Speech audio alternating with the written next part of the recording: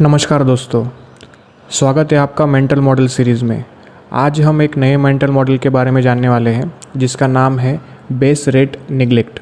और ये आपको डिसीजन मेकिंग में कैसे हेल्प करता है और कहाँ गलती होती है डिसीजन मेकिंग में या फिर कोई चीज़ समझने में, उसके बारे में आज हम चर्चा करेंगे। सबसे पहले आपने देखा होगा कि बहुत बार बातचीत में आर्गुमेंट्स होती हैं, उसमें कोई एक चीज़ को बहुत बड़ा चढ़ाकर बताया जाता है।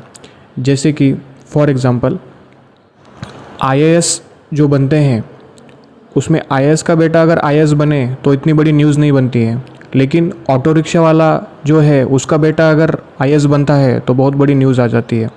तो सब एक दूसरे को ऐसे बोलने लगते हैं कि देख, रिक्शा वाले का बेटा आईएएस बन गया, कितना उसने मेहनत किया होगा।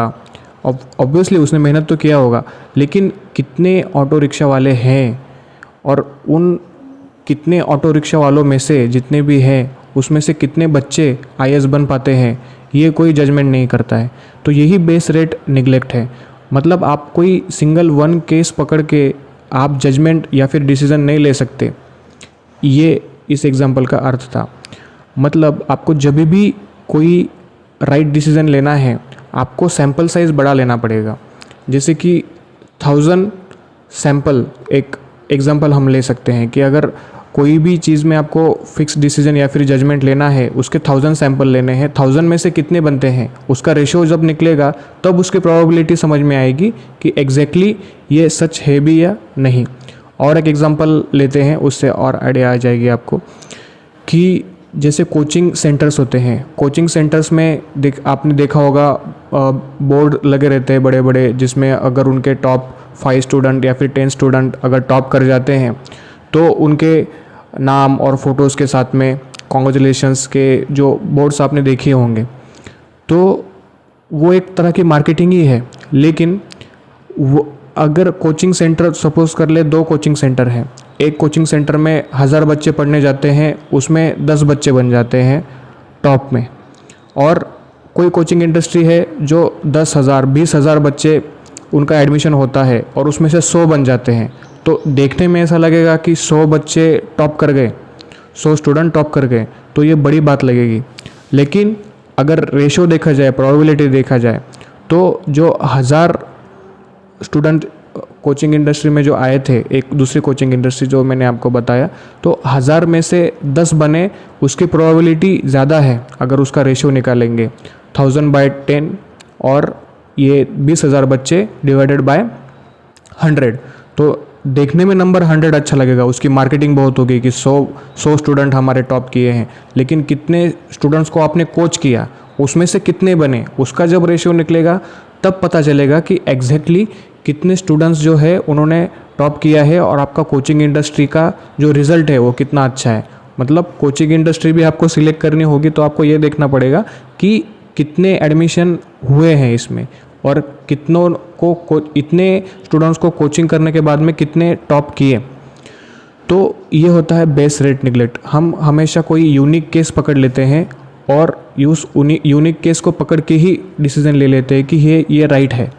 तो कहने का अर्थ था कि don't select one unique case. आपको कभी भी एक यूनिक केस सिलेक्ट नहीं करनी है, आपको प्रोबेबिलिटी देखनी है, आपको रेशियो देखना है, 1000 सैम्पल्स के हिसाब से जज करना है, तो आपको राइट रिज़ल्ट मिलेगा। और एक एग्जांपल मैं आपको बताता हूँ कि जैसे कि फिज़िक्स वाला का आपने देखा होगा, यूनिकॉर्न कंपनी बनी, वो कॉलेज ड्रॉप आउट थे, अलक पांडे। तो उसको भी ऐसे ही पोर्ट्रे किया जाता है कि कॉलेज ड्रॉप आउट, मतलब वो एक एग्जांपल नहीं है, ऐसे बहुत सारे एग्जांपल है कि कॉलेज ड्रॉप आउट किए और उन्होंने कुछ बड़ा कर लिया। तो इसका मतलब ये कभी नहीं होता है कि कॉलेज ड्रॉप आउट आप करेंगे तो आप बड़े आदमी बन जाएंगे।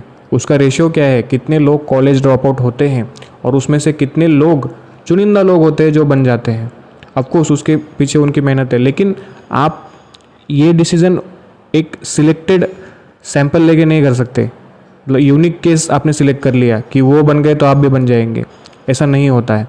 तो आपको हमेशा रेशियो चेक करना है कि कितने लोग उस चीज़ के लिए अप्लाई किए या फिर कितने लोगों ने वो डिसीज़न लिया और उस डिसीज़न से वो कितने सक्सेसफुल बने। तो सक्सेस का ये जो फंडा है, जो हमेशा न्यूज़ में या फिर यूट्यूब में आपको दिखाया जाता है, या फिर लोगों के बातचीत में आर्ग्यूमेंट्स में आपको बताया जाता है कि उसने तो ये कर लिया, उसने तो वो कर लिया। लेकिन जिसने भी अचीव किया, जिसने भी वो सक्सेस अचीव किया, वैसे कितने लोग थे और कितने लोगों में से कितने बने, ये रेशियो पता करना भी उतना ही ज़रूरी है राइट डिसीज़न लेने के लिए।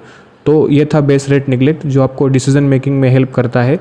आई होप आपको कोई भी ऐसी सिचुएशन आए जहाँ पे आपको डिसीज़न लेना है तो आप कोई यूनिक केस सिलेक्ट करके डिसीज़न ना ले, एक सैम्पल ले, थाउजेंड सैम्पल लेंगे, उसमें से कितने रिज़ल्ट आए, कितने अचीव किए, उसका रेशियो निकालेंगे तो आपको पता चलेगा कि इसकी प्रोबेबिलिटी कितनी है, तब जाके आप सही जजमेंट कर पाएंगे।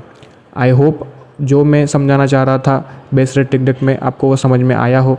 फिर भी कुछ ना समझा हो तो आप कमेंट्स में मुझे मेंशन कर सकते हैं, उसके ऊपर अगेन एक क्लैरिटी देने की मैं कोशिश करूँगा।